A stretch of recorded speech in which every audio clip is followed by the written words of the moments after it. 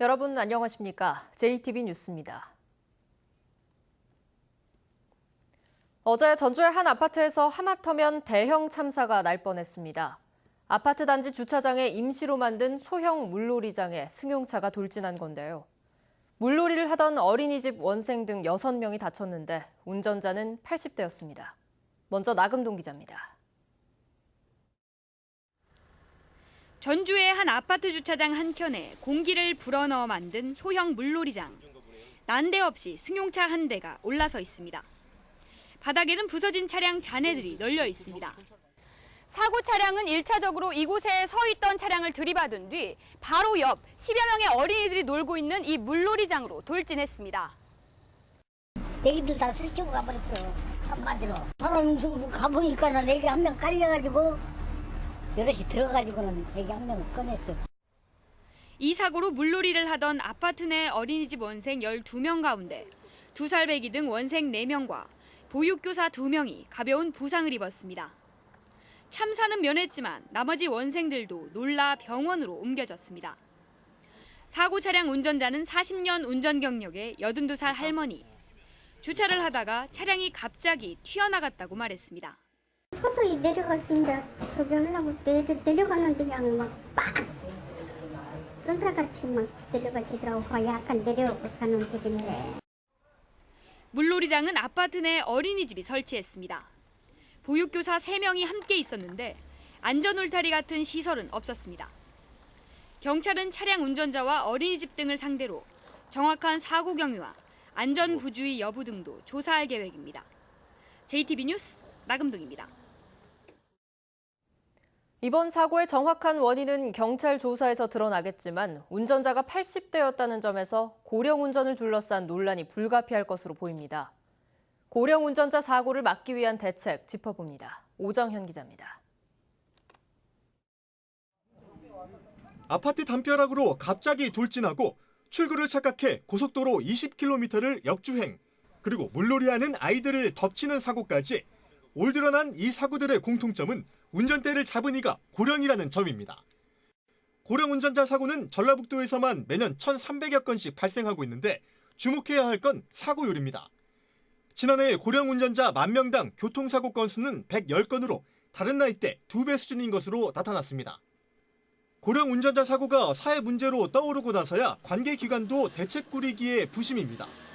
면허증 자진 반납 캠페인의 한계를 교통비 지원 등의 제도로 메우겠다는 겁니다. 조례를 제정을 했고요. 내년도 예산 편성해서 1월 달부터 시행하려고 하고 있습니다. 1인당 10만 원 상당 교통카드나 지역 상품권을 지원할 계획입니다. 하지만 반납을 유도하기엔 충분히 매력적이지 않습니다. 대체 교통편이 제대로 꾸려지지 않은 데다 생업수단으로 차가 필요한 농촌에선 더 그렇습니다. 반납하고 싶은 생각은 없는데요. 여기 버스도 하루에 4번뿐이 안 들어와요, 여기. 그러니까 아주 힘들지. 이거 읍내만 나가려도 여기서 4km, 5km 정도 되는데. 실제 이미 지원 제도를 시행하고 있는 정읍에서 최근 2달간 면허증 반납은 60명에 그쳤는데 그나마 도심에서 신청자가 몰린 것으로 나타났습니다. 면허증 반납이 근본적인 해결책이 될 수 없다는 지적이 설득력을 얻으면서 실효성 있는 대안의 제시가 필요해 보입니다. JTB 뉴스 오정현입니다. 영광 한빛원전에 대한 불안감이 커지면서 원전 지원금 관련법을 개정해야 한다는 목소리가 더욱 커지고 있습니다. 안전대책을 세울 수 있도록 원전 인근 지역에도 지원금을 줘야 한다는 주장인데요. 자치단체들의 움직임이 빨라지고 있습니다. 정원희 기자의 보도입니다. 원전의 출력이 제한치의 3.6배까지 폭등하는 아찔한 사고 위험에 망치는 물론 크고 작은 구멍 수백 개가 발견되는 등 원전을 둘러싼 문제는 갈수록 심각합니다. 방사선 비상 계획구역 30km 안에 있는 원전 인근 지역의 불안감은 더욱 큽니다. 원전 소재지와 달리 원전 지원금을 받지 못하면서 안전대책 마련이 쉽지 않기 때문입니다. 이러다 보니 원전 지원금 관련법을 개정해야 한다는 목소리가 곳곳에서 높아지고 있습니다. 울산 중구를 중심으로 고창과 부안 등 전국의 원전 인근 자치단체 15곳은 지난 3월 처음으로 이 문제에 대해 공동 대응에 나섰습니다. 2달 전에는 1차 실무 협의회를 가진 뒤 관련법 개정을 내년 총선 공약으로 추진한다는 계획입니다. 이 후보자들이 어떤 여러 가지 공약이나 이런 걸 두고 나올 때 아마 이게 아마 중요한 이슈화가 된다 그러면 그래서 이거를 이제 전략적으로 그렇게 지금 하려는. 전국 시군자치구 의회의장협의회 역시 원전 지원금 제도 개선을 촉구하는 건의문을 만장일치로 통과시켰습니다. 최근에는 부안 군수가 직접 같은 내용의 기자회견을 가졌고 시민단체도 한 목소리를 내고 있습니다. 지금 많은 지자체나 정치인들이 이 문제에 관심을 가지고 있습니다. 이번에 힘을 모아서 법을 개정하는 것이 꼭 이루어져야 한다고 생각을 합니다. 커지는 위기감 속에서도 국가 지원은 없는 불합리한 상황에서 벗어날 수 있도록 총력전이 필요한 때입니다. JTB 뉴스 정원익입니다.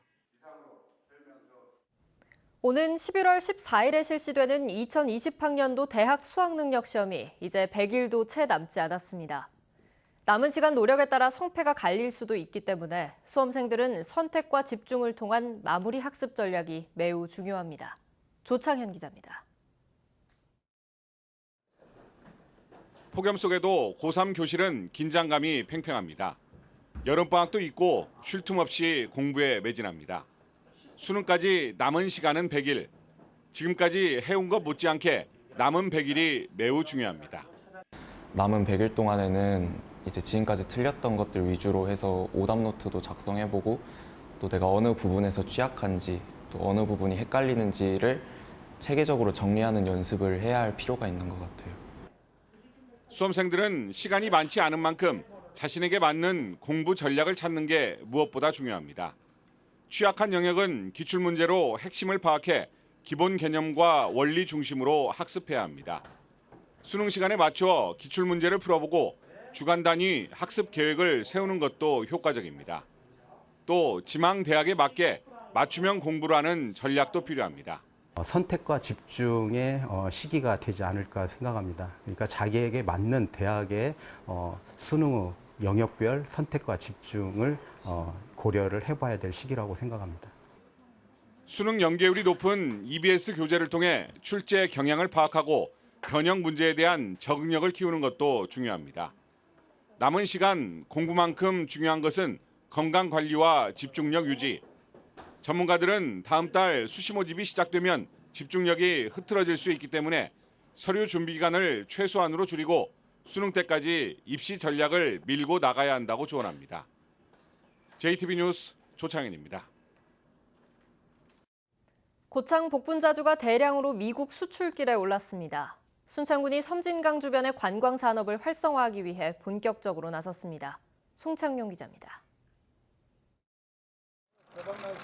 고창에서 생산된 복분자주가 미국 수출길에 올랐습니다.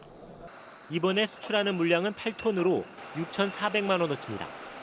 복분자주는 그동안 미국에 간간히 수출됐지만 대량으로 수출된 것은 이번이 처음입니다. 순창군이 강천산에 편중된 관광산업을 동부권으로 확산시키기 위해 섬진강 문화예술 단임길 사업을 본격적으로 추진합니다. 섬진강 문화예술 단임길 사업은 2022년까지 동계면과 적성면 등지에 56억 원을 투입해 한옥 예촌과 미술촌 등을 조성하는 사업입니다. 지역 주민의 다양한 의견을 반영해서 주변 자연경관과 잘 어울릴 수 있는 문화예술 공간을 만들어 나갈 계획입니다. 전주시가 초록우산 어린이재단과 전주안지 보존과 활성화를 위한 협약을 체결했습니다. 이번 협약에 따라 초록우산 어린이재단은 취약계층의 집수리를 할 때 벽지와 장판용으로 전주안지를 사용하게 됩니다. 장수군이 여름 휴가철을 맞아 오는 23일까지 지역 관광지를 홍보하기 위한 이벤트를 엽니다. 장수군은 관광객이 관광지 인증 사진을 SNS에 올리면 추첨을 통해 커피 교환권을 지급합니다. JTB 뉴스 송창용입니다. 민주평화당 김광수 국회의원이 국민연금공단의 일본 전범기업 투자를 제한하는 법안을 대표 발의했습니다. 김 의원은 일본의 경제 보복이 계속되고 있는 상황에서 국민 노후 자금을 전범기업에 투자하는 것은 사회 책임 투자 원칙에 전혀 맞지 않다고 주장했습니다. 국민연금공단은 지난해 일본 전범기업 75곳에 1조 2,300억 원을 투자했습니다. 더불어민주당 전북도당 일본 경제침략대책특별위원회는 기자회견을 열고 일본이 우리나라를 수출심사 우대국인 백색 국가에서 제외한 것은 경제적 식민 속국으로 만들려는 후안무치한 행동이라고 비판했습니다. 특위는 이어 동학농민혁명의 고장인 전북은 그 어느 지역보다 극일 의지가 강하다며 정부와 전라북도의 조치에 적극적으로 협조하고 기업 피해를 최소화하기 위해 정책적, 정치적 수단과 방법을 총동원하겠다고 밝혔습니다.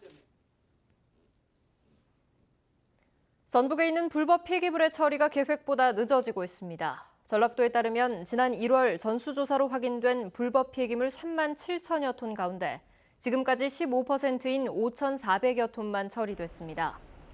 앞서 환경부는 전국에 있는 불법 폐기물을 올해 말까지 모두 처리하겠다고 밝혔습니다. 한국출판문화산업진흥원이 이전한 전북혁신도시에 호남권 출판산업 클러스터를 조성해야 한다는 주장이 제기됐습니다. 전북연구원은 전북은 한지와 조선시대 방각본 등 역사적 자산, 그리고 한지산업진흥원과 고전번역원 등 출판 관련 시설도 갖고 있기 때문에 한국출판문화산업진흥원을 활용해 호남권 출판 거점으로 출판산업 클러스터를 조성해야 한다고 주장했습니다.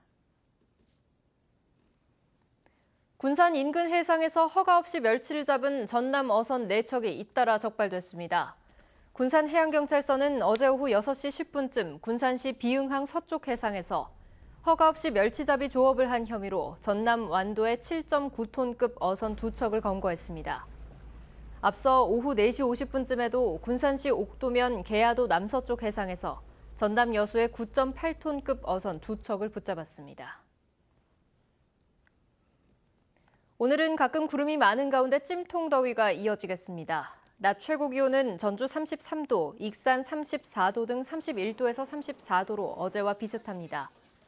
현재 무주와 진안, 장수 등 3개 시군을 뺀 나머지 11개 시군에는 폭염주의보가 내려진 가운데 점차 기온이 오르면서 폭염특보가 확대될 가능성이 높겠습니다. 오후 한때 장수와 남원 등 동부 내륙에는 5에서 40mm의 소나기가 내리겠습니다. 내일도 오후 한때 소나기가 내리겠고 당분간 낮 기온 33도 안팎의 무더위와 열대야가 이어지겠습니다.